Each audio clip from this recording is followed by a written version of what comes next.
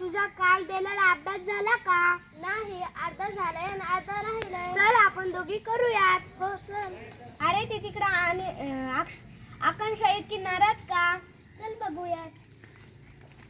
आकांक्षा तू इतकी नाराज का? अगं मला परिपाठात ज्या गोष्टी सांगायच्या होत्या ते लिहायच्या होत्या, पण माझा कॉम्पास घरी विसरलाय. तुला पेन हवा असेल. हो.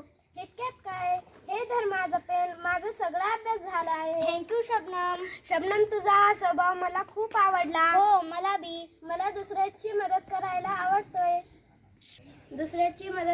मला आवडतोय. अरे कोण आनंद आहे, कोण नाराज आहे, काय आम्हालाही सांगा. अरे सबा, आम्ही आनंदाविषयी बोलतोय. तू सांग, तुला का आनंद झाला होता? मला हाँ झाला कि ईद का दिन था, तो आप सब हमारे घर आए थे मुबारकबाद देने. जब हम सब ने शिरकुंभा लिया था तो जब मुझे बहुत खुशी हुई थी. हो माझ्या सुद्धा लक्षात आहे. अरे बाहेर कुणाचा तरी रडताना आवाज येत आहे. हो मला पण ऐकू येतं. चला आपण बघूया.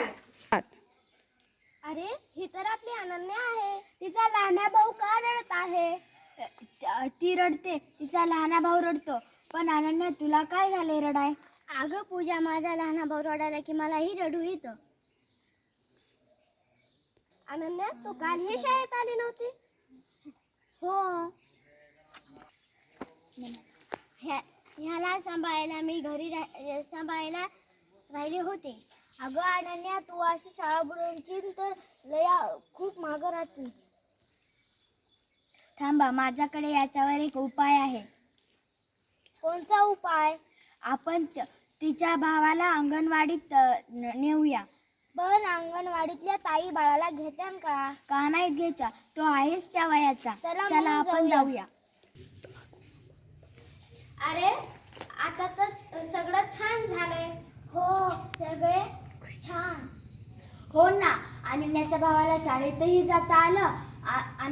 अनन्याच्या आईचं काम पण नाही बुडालं आणि अनन्याला शाळेतही येता आलं. मला ज्या गोष्टी परिपाठात सांगायच्या होत्या ते मी आनंदाच्या आणि दुःखाच्या सांगणार आहे. हो, छान. छान. थँक्यू.